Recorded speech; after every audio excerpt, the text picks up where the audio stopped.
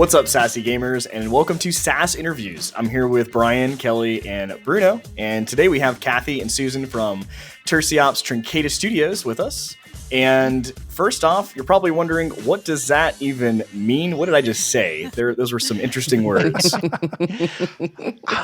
it is the scientific name for bottlenose dolphin, is where the name comes from. Oh, cool. Bottlenose dolphin? Really? Yeah. Yeah, and if you go to their website, they have a dolphin in their studio logo. I was going to say, the logo makes so much sense. Yep. Super clever. Now, I had a hunch. girl. I had a hunch, but... now to be fair, I had looked up the Tursiops part and saw that it was dolphin. And then I looked at the second part and I was like, wait, truncated, like bottlenose. And I guessed that part, and I was kind of lucky on that guess. But So Well done. backing up, because I kind of just dove into that head first, right? But no, so Cathy, so I guess tell us a little bit about yourself and like, what do you do at the studio? So I'm the developer, designer, game writer in chief. I started the studio way back in the late 90s, kind of in the shareware scene. I wear a lot of hats, but mostly the, level design, game design, programming, that kind of stuff. Cool. And Susan, same thing. Tell us a little bit about yourself and what do you do? Yeah, so I'm Susan, and I'm the artist for Tursiops Trincata Studios. In regards to that, because we are a small indie studio, that means I wear all of the hats for anything art, starting with concept art all the way to our marketing material and everything in between. So all in-game assets as well. so Awesome. you mentioned Very cool. that you're an indie studio. Is it just the two of you, or are there other members to the studio? It is mostly us. Yeah, we're the core. We've got a couple other people who come in and out, some QA folks. We have a producer who works part-time. We work with a PR person. So we've got, different orbital shells around us, with us at the nucleus. Yeah, makes sense. I mean, That's especially when you have to wear a lot of hats. Like if anybody knows, we have a lot of hats to wear ourselves, being there's only 4 of us with our group here. So obviously it's going to be awesome talking to you guys today, but also there's one big exciting thing that we're here to actually talk about, which is the new game that you're going to be releasing here soon. So Yeah. Technically, that game is called the day technically that today. this is available. The game is called The Day We Fought Space. So who wants to tell us a little bit about The Day We Fought Space? It is, I'll start. It is a wreck 'em up. So you've got a spaceship and you're fighting other spaceships, as you do. What makes this one different, you've got touchscreen controls. So it's a very hands-on experience. You're kind of using 2 hands at once, got a multitask, got a very intuitive aiming system to it. That's easy to pick up. It's hard to master. There's also a lot of physics under it. So it's not just about shooting something and poof, it's gone. It will crash into anything below it. So you want to line up these chain reactions, really get this spiraling destruction on the go. And the game, art-wise, is very much influenced by old comic art, wacky sci-fi, pulp novels and movies of the 70s, 60s. I love it. It's so cool. So I have to ask, who's better at the game? Probably Cathy. Probably. Although, She's going to just pass it off. She's like, not even going to try. She's like, yeah, it's Cathy. It's fine. yeah. Although our sound designer, Lauren, she's the best at it. Really? As Cool. far as I know, I think she's the best at it. So the QAers She knows the beats. got much better at the game than I did because, when you're developing, you can cheat just with reckless abandon. QA testing, you don't have that option. So they had to get good. So Lauren and Alita both can outplay me. Yeah. That is so Nice. cool. Well, I thought you mentioned the control scheme, which is one of the things I think is really interesting about this. And I played this both at PAX East 2020 and then PAX East 2022. I think I ran into Susan both times. But one of the things I liked about it is depending on the upgrade or the weapon type, you had different control schemes, which was cool because when my partner came and played it, like I liked the precision, one finger moves the ship and the other fingers control the precision of the beam or the weapon, like a wide spread to really narrow. But she liked where you grabbed it, you just swung around this big mace. So like, tell us a little bit more about that and like where some of those ideas came from. It just kind of, so a lot of the physics itself came from an accident early in development. We were using Box 2D just for collision detection in the first couple of versions. I configured it wrong, so things were knocking into each other, and we were like, okay, well let's go with this. And now that we've got physics, what can you do that you couldn't do with just a pew pew pew? So that we had the wrecking ball, just like, let's throw this into one of our demos. Let's see if people like it. And it was everyone's favorite thing. And they're like, oh my God. So then, that starts the brainstorming session. Well, what else? We can have liquid weapons. We can have pinballs. We can have black holes, which is actually not one of the launch weapons. That's something we're working on for an update.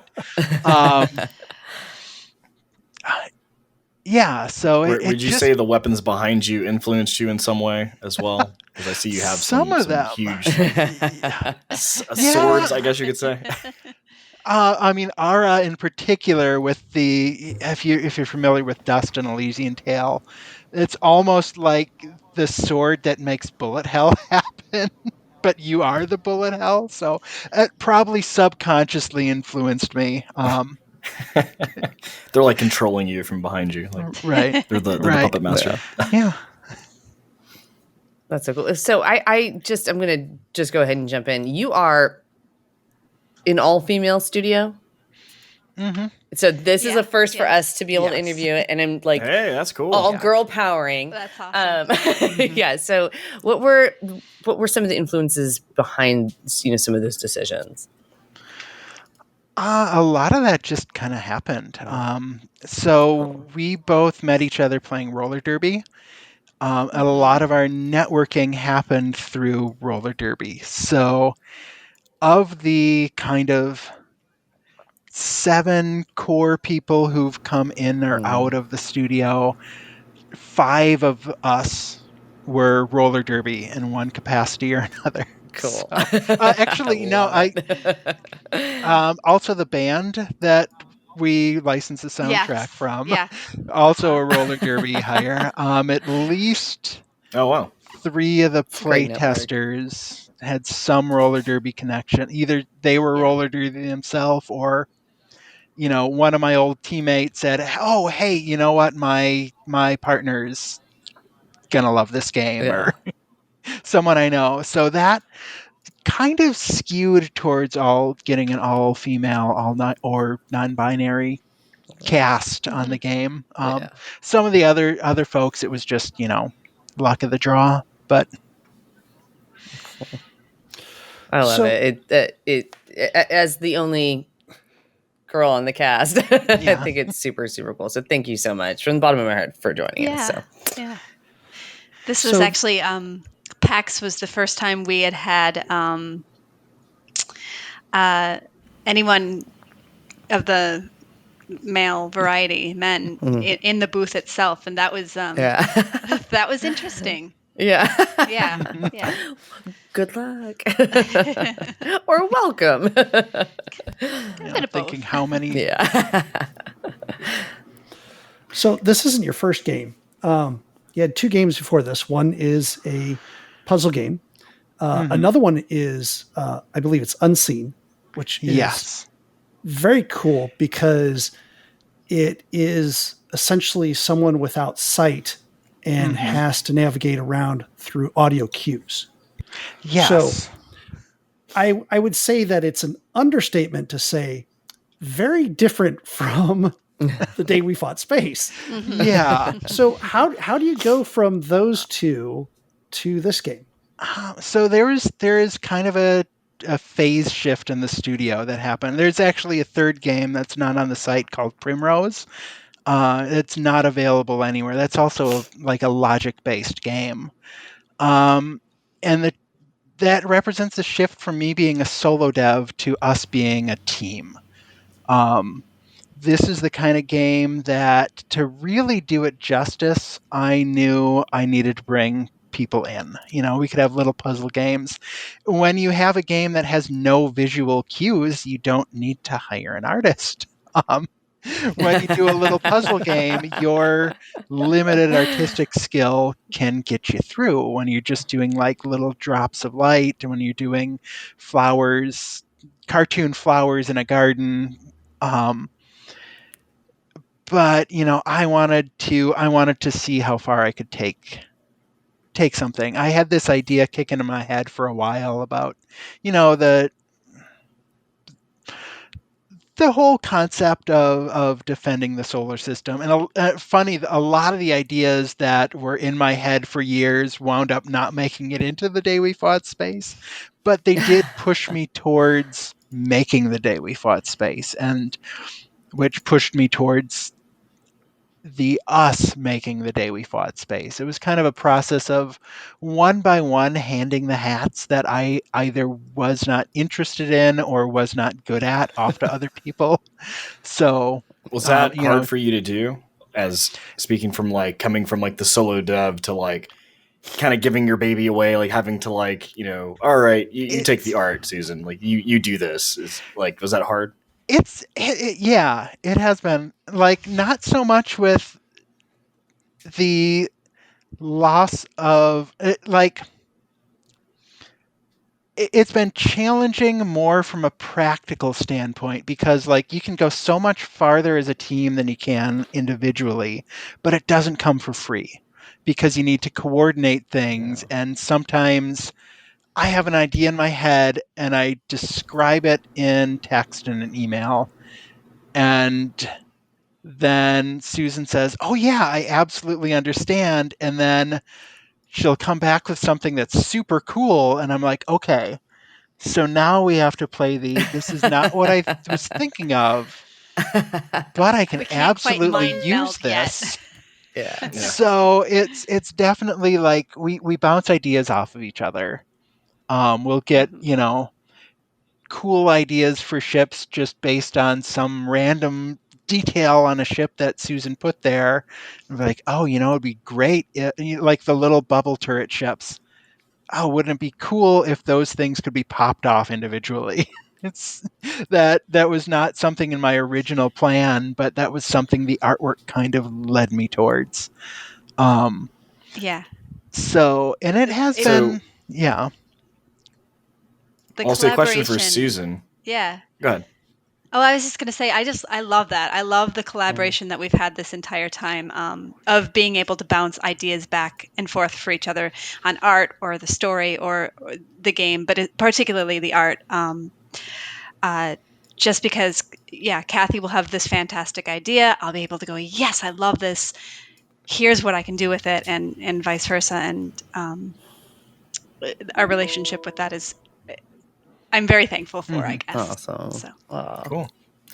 Well, the question I had for you, Susan, is, so like we said, the art style is very like 70s, almost sci-fi. Mm-hmm. What kind of got you into that art style? Because that's not something that I would say everybody does. Like a vintage style art is cool. Like, was there any influences on that? Did you have like particular artists you were into, or did it kind of just come naturally?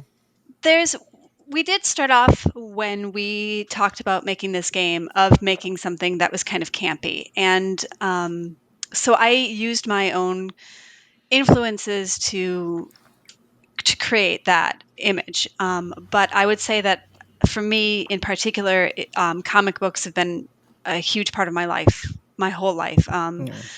Marvel in particular, but also some DC, Darker Image, the Max, if anyone has heard of that.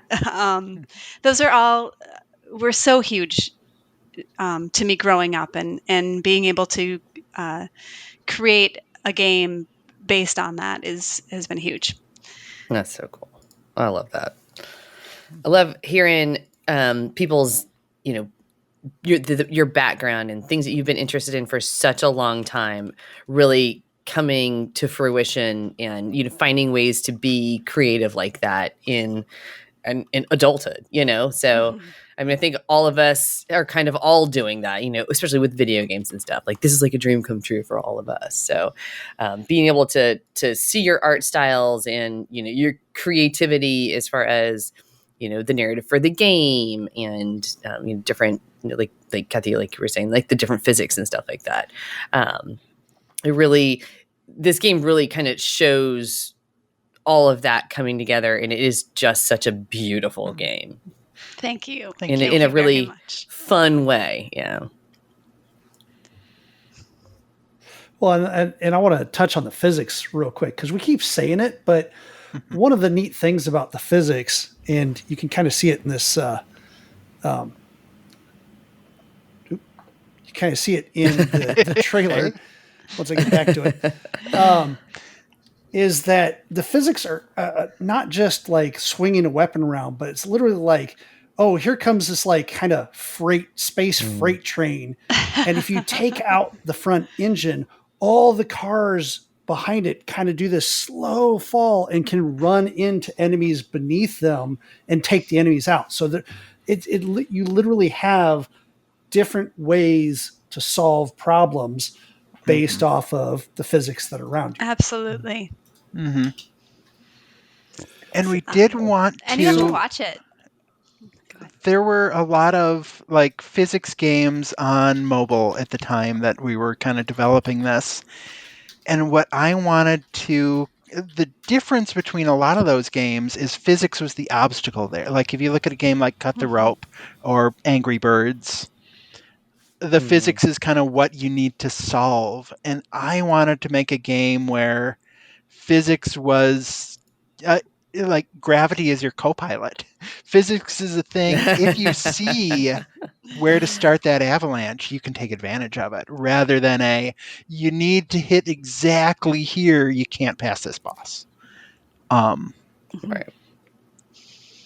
And as somebody who is really bad at games but really likes playing them, I appreciate that strategy. Now, it was mentioned earlier, this is coming out on iOS devices, mobile, essentially. So why iOS? What were kind of some of the pros there, and what were kind of some of the cons? Well, it started just because that's what I had at the time. I was really just kind of casually into the shooter genre. And I really liked the way I always felt like going into bullet hells, like with a joystick, with a gamepad, you're kind of fighting the controls a bit. But if you have that touch precision, weaving in and out through obstacles just feels so natural. So I wanted to see, well, what if we're not just making a straight arcade port? What if we're starting a game from scratch with a touchscreen? And iOS specifically, so at the time we started developing, it was much harder to get like consistent touch support. A lot of Android devices don't support more than 2 touches. That might not still be true. At the start of development, it was the case.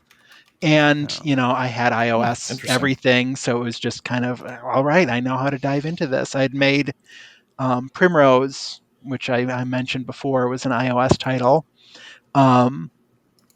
That it just kind of came about from playing other iOS games. Makes sense. Is there anything you would have done different on this game? Or now knowing what you have? Yes. We have an But I guess in entire the same sense, retrospective you have document updates, so about this. yeah. I think Well, that's cool though. Yeah. I think the biggest thing, we could have made this one game 3 separate games. We could have had the touchscreen game, and then the physics game, and then the grand space opera campaign, and then kind of done more of the quicker indie iterating stuff, and that's just not the way we wound up. Also, had I waited just about a year and a half, we could have started this in Unity and had a cross-platform thing, and we wouldn't be dealing with 80% of our social media comments being, why isn't this on platform I want it on? Right. So that would be something. Yeah. Also, getting to a vertical slice quicker, because we have a very robust engine under the game, and we're only it was over engineered. So the engine driving this game is about 3 times as capable as it needs to be for the game we wound up making. So, and we did wind up having to cut some of the campaign features because, we're we want to get a game out this century, and we need to put our foot down at Well, that's some why you point. can always, you can always add DLC and add the extra content later. Yeah. So. So I mean, as far as the controls go, honestly, importing it to other systems, I honestly think it would be you would lose so much. Yeah. With we think about that. taking it off of the touchscreen, because having played this twice, I mean, it's core to the game, and I don't know how some of those would even translate over to a standard controller. We have, for accessibility's sake, we do have controller support, so it handles a bit like a twin stick shooter when you're using a controller. We do have a single touch mode, for people that need a stylus. So that would translate fairly well to a mouse. If you're familiar with the game Legacy of the Elder Star, that is a mouse controlled shoot 'em up, and that captures a fairly similar. It doesn't have the aiming, but it does have a lot of the precision movement. So it could be done. It would be kind of its own set of challenges. And the other thing, there are other touch. We had a lot of requests for the Nintendo Switch, and that would be a beautiful dream. But every time someone asks me about a Switch port, I send them a picture of my iPhone in one of those little controller shells. Here, this is your Switch port. There you go. Yeah. Actually, kind of running up on the backside of that question is, so was there any specific challenge, the biggest challenge on this game? Was there anything specifically? And then outside of that, would you guys have any advice for other independent developers that are maybe releasing? I know this isn't your first game, but this is probably your largest game, your first time really getting out there. Any advice for them? I'd say if you are the creative type, definitely hire a producer early in the process. You kind of need that to be, even if you are an organized person, even if you are good at delegating, a producer acts as kind of a foil to your creative nature. And if you don't have someone else doing that, you have to do it yourself, and you're kind of acting counter to your own desires, your own creative space, your own mind. So that's kind of the biggest bit of advice I would have. Yeah, I would second that as well. Our producer has been fantastic. She's kept us on track. She's done so much of the work that, like Cathy said, that we weren't necessarily as great at as she is. So hire a producer. Yeah. All right, there, we've heard it here first. There it is. So, what I guess for both of you, what are some of your favorite games growing up? Like, what would you say? Was there anything in like specifically? This is the game that changed my life, or made me want to become a game developer, artist, or whatever. What do you guys have? That would be probably something I played on the Atari 2600 when I was 3. Like I have not far from here, I have cartoon sketches from when I was 4 of like me drawing video game levels. So That is awesome. it is definitely a thing I've always wanted to do. There are games that have reinforced that over the years. Lynx Awakening was a big one. Like that was the first game that really made me feel emotions. Like the first game I cried during the ending. I'm like, okay, this is not just a children's toy. This is a powerful storytelling medium, and I'm like explaining to my English teachers, like, no, let me write a book report about Lynx Awakening because like there's all these things you're telling me about storytelling. They're in this game. Yeah. Yes. No way. Oh, that's so cool. Yeah, so that's I could go on. I could go on for days. Susan, what about you? So yeah, definitely the Zelda games. They were huge for me as well. Me as well. I'm trying to think. I loved the Chrono Cross and Chrono Trigger games. They were definitely influences for me. I love RPGs, so. But I would say that none of them necessarily was like, oh yeah, this is the game that made me decide I wanted to be a video game artist, because it hadn't really occurred to me that was even an option for me until I was in college. Sure. And I didn't end up going to school for video game design, but it's what I kind of wanted to do. It's pretty much starting with freshman year when that became an option. It didn't happen, but until later. But that's better late than never. Happened. Yeah. Okay, so I do have a couple of questions too. Totally off topic, but topics that I want to discuss, and that's all that matters right now.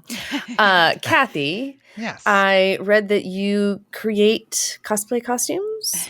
Yes, and I want to hear what is your favorite, or tell us about this. Okay, my favorite costume. So if you can see the props behind me, let me get some better light in here. The shock hammer from Saints Row 3 is one of these props. I did have a Decker Specialist cosplay. The jacket lights up. I did all the wire. I got some, awesome. Beginner lighting kits from Adafruit. And that is my absolute most favorite one to wear. It was my favorite one to make. Cool. I have Deckers for life,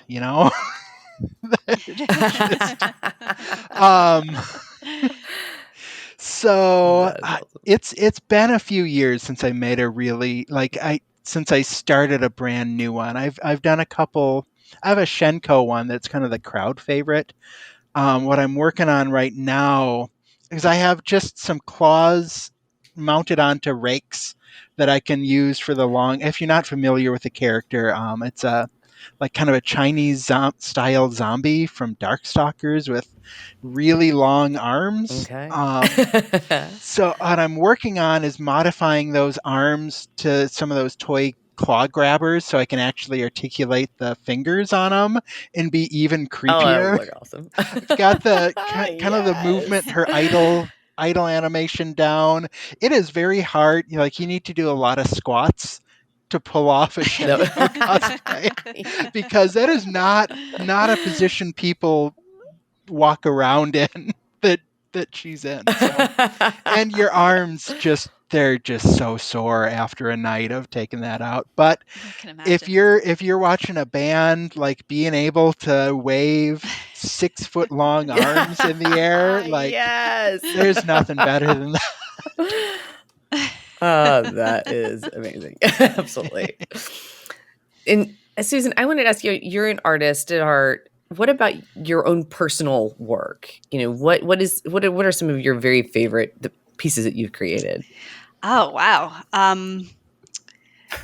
Okay, so I would say a few, but one that comes to mind is actually because I went to school for both graphic design and studio art, but my studio art emphasis was in printmaking, and I really love making traditional blackline woodcuts.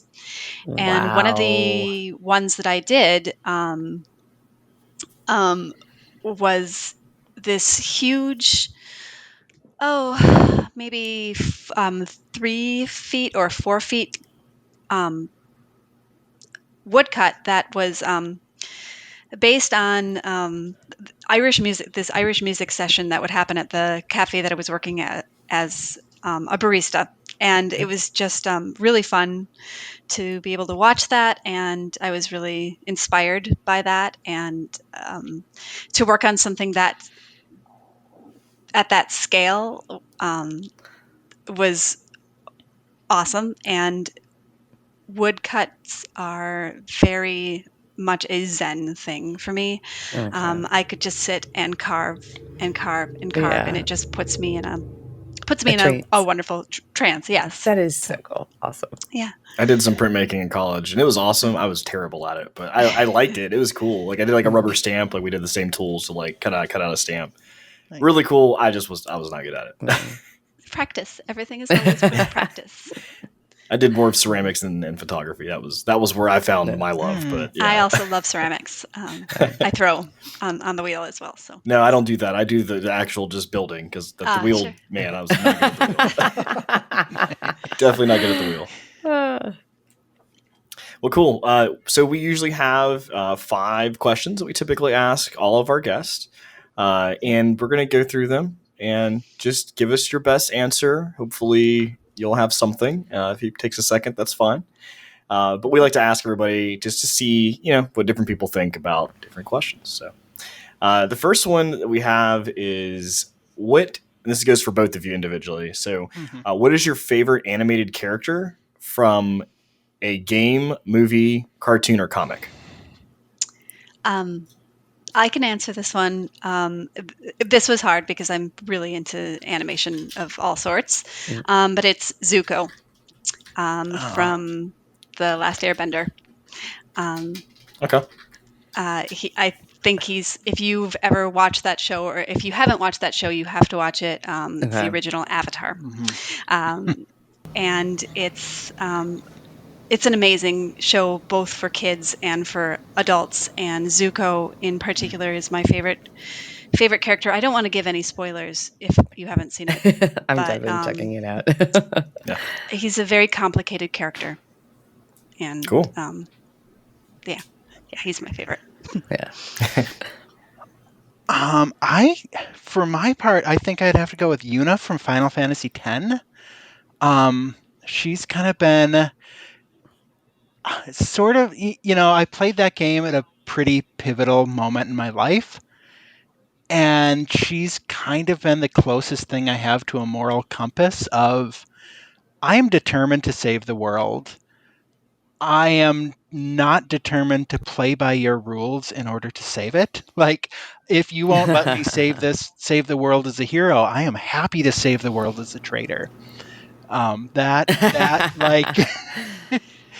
That conviction really spoke to me at the right time in my life. Awesome. Yeah, that's really awesome. Those are both like 2 really great characters. I'm especially partial to Zuko because I love Airbender so much. It's such a good it's show. One of my like yearly animes. It's one of those ones where like you watch it and then like the next year you come back and you're like, okay, well, it's time to watch it all over again. Yeah. It's like, definite comfort TV for me. Yeah, you just binge watch it again. You disappear 2 to 3 weeks of your life, and everybody judges you that knows what you're doing, and then you're just like, it's fine. I know I spent my time wisely. Well, now we know. There's a couple of those animes, but I won't get into how many because then people will start to realize how much time in my life I spend watching anime. Nothing wrong with that. Yeah. Nothing wrong. Yeah. Yeah. So our next question for you all is a little less, I guess, serious in the sense of probably a little less impactful overall. But what game do you all play that you're embarrassed to tell your friends about? Here's your chance. Here, tell the world. Tell everybody. No one's listening.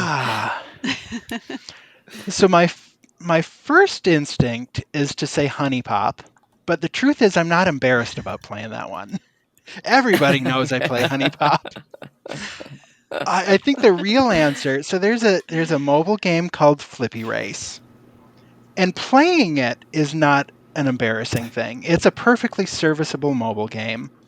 You know, it's like a jet ski racing thing, but the embarrassing part is it's one of those games where it was clearly not designed for you to unlock every ship without paying them money.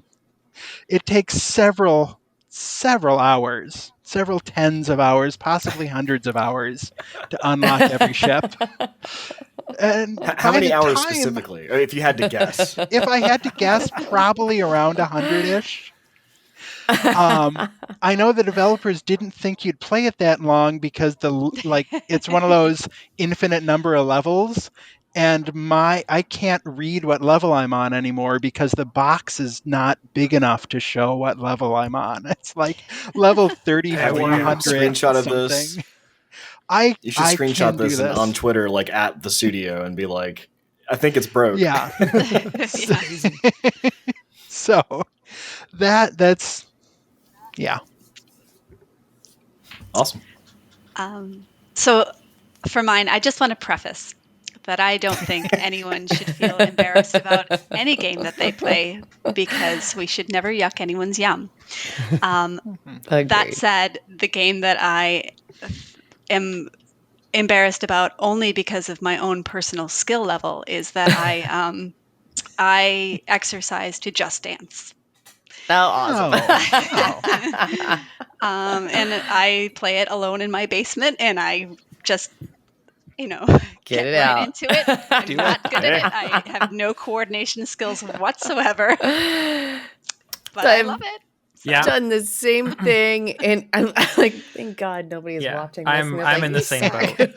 I had never even I somehow went the majority of my life after it released without even knowing it existed. And my wife and I went to visit some friends in Alabama, and their idea of a fun night was everybody playing Just Dance, and I am also extraordinarily uncoordinated, and I'm like very lanky, so it did not work in my favor to be doing Just Dance. And I was like, I look dumb as hell, but also this is still really fun. Yeah. So I guess I'll just look dumb as hell while doing it. Can't say I've played it. Interesting. Oh, we need to fix that. I guess so. Yeah. Everyone should play it at least once. Sounds like we're gonna have a drunken Just Dance night coming up soon. Mike, Nick's PAX, because they have a Just Dance. I know. I theater. saw that. Yeah, Yeah. I remember seeing those. Oh man. All right. If you could eat one meal anywhere in the world, where and what would it be? So I have my answer for this. Last summer, my husband and I went to Italy. It was, there's just no words for how fantastic it was. And there was a meal that we ate in Cinque Terre, which is the 5 boroughs, and it's these little villages that are on the Mediterranean, and all of the buildings are very colorful, and it is picturesque. And if you've seen Lucca, that's based on that area. Yes. Okay. And we ate dinner overlooking the ocean in a medieval fort. Wow. Which was amazing. And the pasta that I had that was out of this world. And so that's it. That's the dream meal, is to go back and eat that there. Awesome. That sounds awesome. Nice. The meal I would want right now in May of 2022 is the farmers market in St. John's, Newfoundland has a waffle cart. Ooh. The waffle lady. The waffle. And I have not. It is a place. That is my happy place. That city, and I have not gotten there for 3 years. I usually go there every summer, and it has been a long time since I've been there.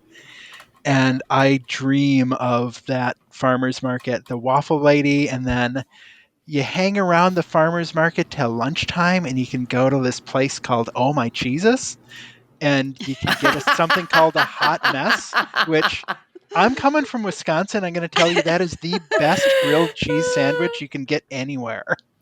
Better than anything they've got in Cheeseland in Wisconsin. That's impressive. Out in Newfoundland. Well, There's- that is a serious. I'm going to preface this by saying that I am actually from the Northern Lands. And it is a known thing Across the throughout all of Canada that if you want food done better than anywhere else, you go to Newfoundland. Because anything that we invent anywhere else in Canada, people in Newfoundland go, how can you make that worse for your health, but substantially better than anything else you guys have? And it was like, okay, you guys made It's like- poutine? That rocks. What if we just buried it in meat? And they're like, that's even better. And we'll call it a state. You get a mess and a state. A state is one, like, I forget what all is on a state. I only had that level of poutine once. But you're very right. It's so much. They pretty much just take a pot roast and then they add meat on top of the pot roast, and then they throw that on top of a bed of fries with cheese curds, and then don't see a gravy that has problem with more this. meat in it. There's no problem with it. It is a complete success in the culinary world, and nobody can argue otherwise. Will it kill you if you eat it like 3 days in a row? Yes. Will you care? No. It'll be the best last 3 days of your life. All right. So, Oh man. what is a game that you like that you didn't think got a fair shake or was overlooked? I'm going to say there's this game called Thunder Gun that it's like an arena combat, like single player. Arena combat's not the right word for it, but it's, just like a short burst, like 5-minute action, survive as long as you can. It's something that I'm like the one active streamer, and I stream it once a month. And the reason I know it has not gotten the fair shake it deserves is because I am on top of the leaderboards. And I'm good at the game, but I know gamers, and I know that the gaming world has the capacity just to optimize the living daylights out of a game and just completely crush whatever I would be able to do at it. So anytime someone asks for like an indie game that needs more love, like I want a challenger. I want someone to dethrone me. I am throwing down the gauntlet for Thunder Gun Revenge of the Mutants. What did you hear? What I heard, Bruno? Murin? Did you hear That's that? what I heard. That's I was going to say that too. Let's go. Murin's got a challenge. I'm sorry, I y'all. I don't have an answer for this. That's okay. Yeah, I gotta pass. You get one. That's fine. That's fine. Well, the last question we have is if you could credit one person or one experience from your past, which contributed to where you're at today, what or who would that be? I can answer this one, and I don't know. Cathy may have the same answer. I'm not sure, but for me, it's definitely roller derby. It has to be, because I would not be the person I am if it wasn't for joining roller derby in 2010. And I certainly would have never have met Cathy, and I would not be doing my dream job right now. So I don't play anymore, but someone had once said that you ruin your body to save your soul, or something like that. True. And that's sort of it, but sort of not, but kind of it. And I would say roller derby is that. Wasn't kidding about the Yeah. crying. Sorry. Come on. That was Pull it very together. sweet. I know. God. That's hard to top. I could answer this. I could think of something, but it's kind of. I don't think I'm gonna get anything better than that.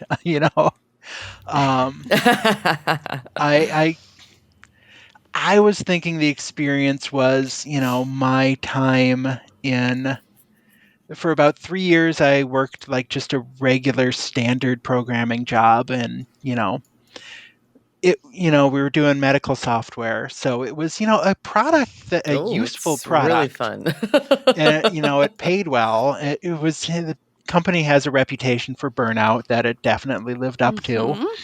But that I think was the darkness I needed to go through to kind of give myself permission to say, no, this is not sustainable.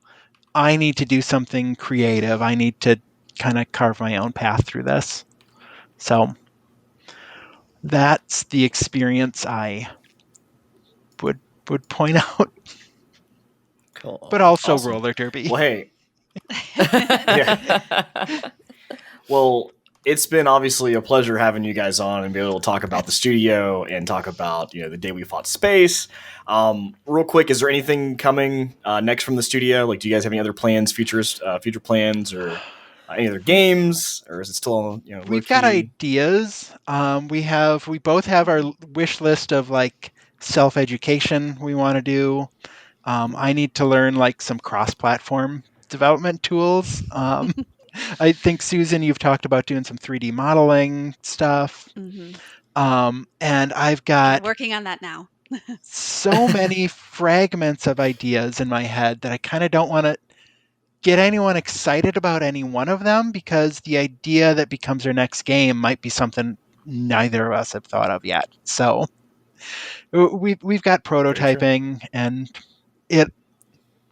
we've definitely got hopes, but nothing pinned down, nothing we're committed to specifically. Still trying to convince you of the sheep game. That's all I'll say about that. You heard it here first.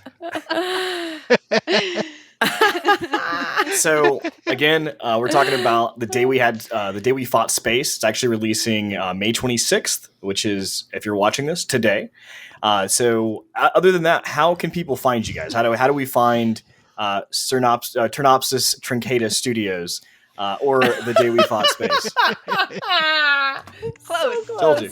So close. Told you. So close. Well, we have a website, tursiopsstudios.com. There are 2 S's in there. 3, because there are 4. It's on the screen now. Probably also in the show notes. Yes. Tursiopsstudios.com. You can get to our newsletter from there. At Tursiops Studios on Twitter. We'll let you. I won't read off the Discord URL because that's just a bunch of random characters. But it is posted both on the website and on the Twitter. TheDayWeFoughtSpace.com will take you to purchase links for the game. TheDayWeFoughtSpace.com/purchase if you want to skip everything that's not how you play the game. Cool. Did I miss anything, Susan? We have a Facebook? I don't think so. I guess. Oh yeah, we do have Facebook, Twitter. We might have a TikTok and then our Discord by the time this airs. Yes, maybe. Yes. Yeah. There may be one floating out there somewhere. Yeah. I'm working on that. Getting TikTok going for us. Awesome. Well, ladies, it's been a pleasure. We really appreciate you having you guys on. It's been great. And obviously, anytime in the future, any other games you guys want to come tell us a little bit about, feel free to reach out to us. We'll definitely love to have you back on. Absolutely. Yeah, this was super fun. Thank you so much. Yeah, awesome. This was a great time. And congratulations Thank again you. for releasing your third yet game, but first on iOS and trying to go that route. So congratulations on that, and we hope great success. Thank you so much. Thanks a bunch. Absolutely. All right. We all take care. Until next You time, we'll see you later.